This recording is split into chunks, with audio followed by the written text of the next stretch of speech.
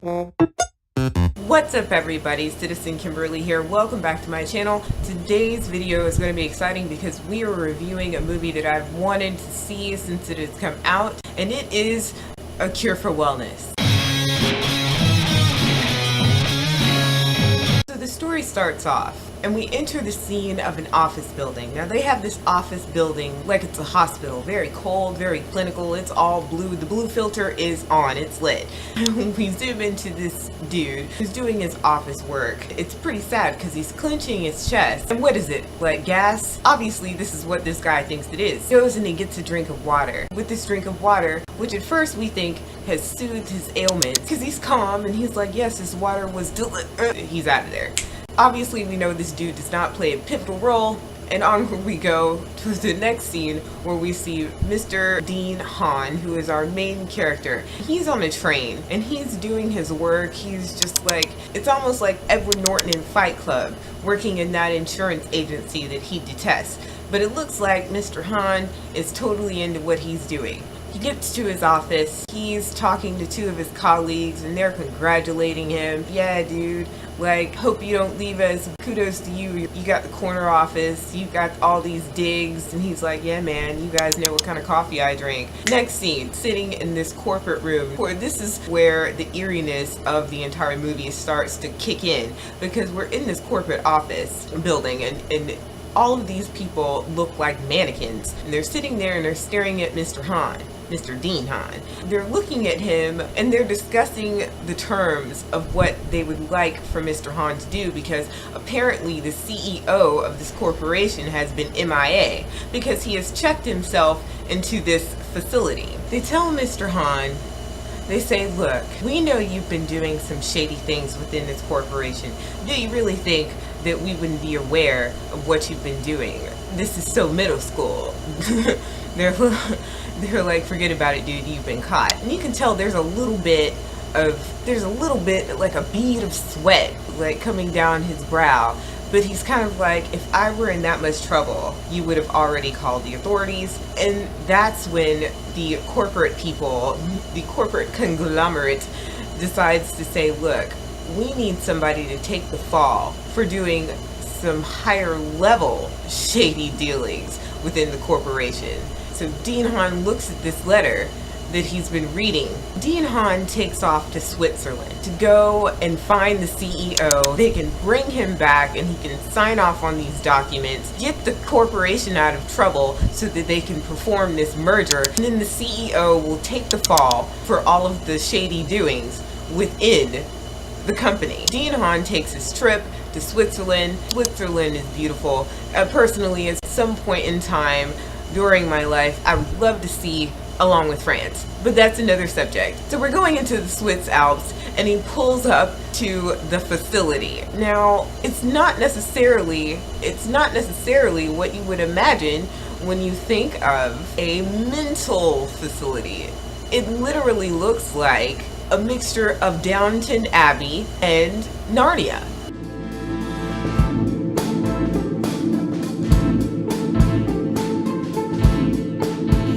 Particularly so, it's like, is this happening because all you see are these elderly people and they're playing racquetball, croquet, playing checkers and chess, and they're all matching in their bathrobes and mentally ill wealthy people attire. They just look like, you know, they're having a great time. But this is where you can see Dane De Haan. He's looking around like, what in the world? It's like Dane De Haan can smell the air. Something's just not right. So he walks into the facility and he says, look, I need to find this dude so I can bring him back. I know he's here, so let me see him. And this nurse is just kind of like, she is a robot. She's like, well, they're visiting hours and we have rules. And he's like, I'm not leaving here until I get this dude. And she's like, if you would just sign in. So she hands him this form, and the form has these paragraphs. And I'm thinking to myself, I'm like, dude, this does not look like a guest book. This looks like a document. And he just signs it. And I was like, dude, you're not gonna read that first? So the nurse says, okay, I'll be right back momentarily. And she leaves and she brings back this doctor dude. Now the doctor dude is just kind of like explaining to Mr. Haan. He's like, hey man, we have rules, and I'm sure that wherever you're from and you need to talk to, our patient, that you come from a set of rules. And just like you, we have to abide by our rules.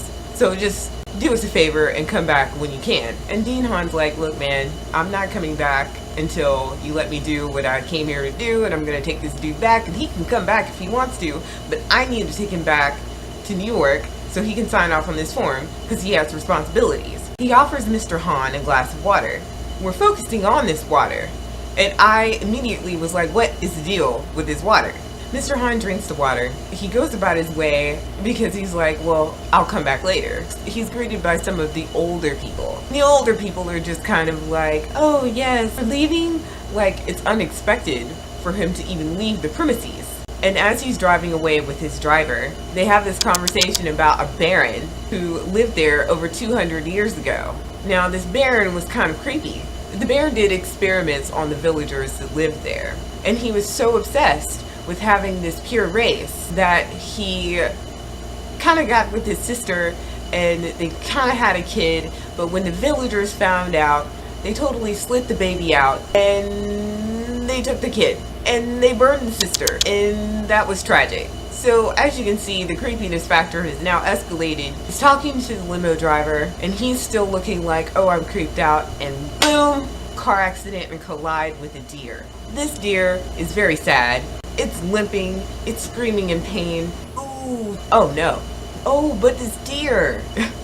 The poor deer. Dane Haan opens his eyes and he is resting very quietly, and he sees the backside of this nurse and he's just kind of staring at it. The nurse must have eyes in the back of her head if she turns around and she's like, is there a problem? So Dane Haan finds himself in the wealthy older people's Narnia's insides, in a room, and he can see that there is a man there. So the dude that's in his room introduces himself. He's the head doctor over this facility that the CEO has been placed in and that Dane Haan has previously visited. So now he's back there, except he's a patient. He's got a cast on his leg, and the head doctor dude makes him aware that since he's in a different altitude, that he should most definitely be sure to drink this water.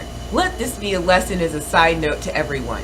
Don't drink the water. So Dane Haan is now a patient at this facility, and he's been free to roam around and check it out, and they tell him that he's going to be doing his therapies and that, he'll be sure to be well taken care of. Meanwhile, Dane Haan's spidey sense is just kind of coming to the forefront, where he could tell that there's something shady going on within this institution spa/mental facility.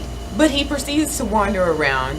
He runs into a young lady played by Mia Goth, who seems to be away with the fairies, but she's not really away from the fairies, but she is kind of away from the fairies. She's got this melody that she's just humming to herself over and over and over again, and the melody is reminiscent of that creepy melody from Narsuka and the Valley of the Golden Wind. That's another creepy tale. Dane Haan continues to engage with the wealthy older people in this spa mental facility, place that he is now rehabilitating himself in, with his broke up leg and his vertigo-esque symptoms that he's got going on, and he's repeatedly being told to drink this water, and he does so as instructed.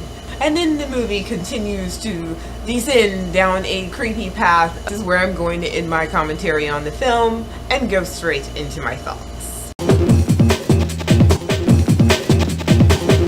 First of all, let me say that this film was not what I expected, and here's why. I feel like the film was advertised differently.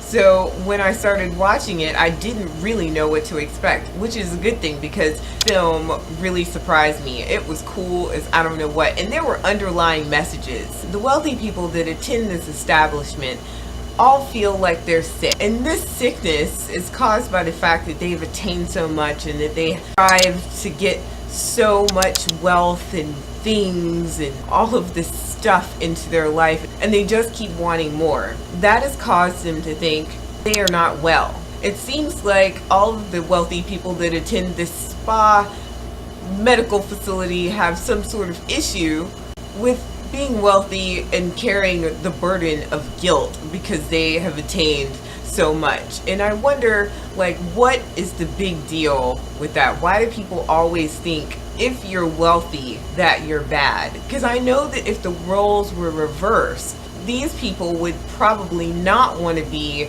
judged, or they wouldn't want to be thought of as bad people because they have money. They'd probably enjoy it. And I tell you one thing, I love money, so if I were super wealthy, I wouldn't have any guilt attached to that wealth, as long as I didn't do anything really funky to anybody else. But I do feel really, I do feel like that was one of the main points that was brought up within this film. One of the lines in the movie is, do you know what the cure is? The cure is disease, and hope is the cure for wellness. It's like there are a bunch of woke, wealthy people that can't get over the fact that they have money. And it's all in the perception, like the line that I just said from the movie. It's like, oh, so you perceive that you're sick because you have this set of values that you're going after. But it's all in the way you look at it. It's the way that you interpret it that shapes you. And that can be true for everything. So, I hope you enjoyed this video. I hope you guys give A Cure for Wellness a shot. I loved it. I thought it was awesome. And if you're into it, watch it.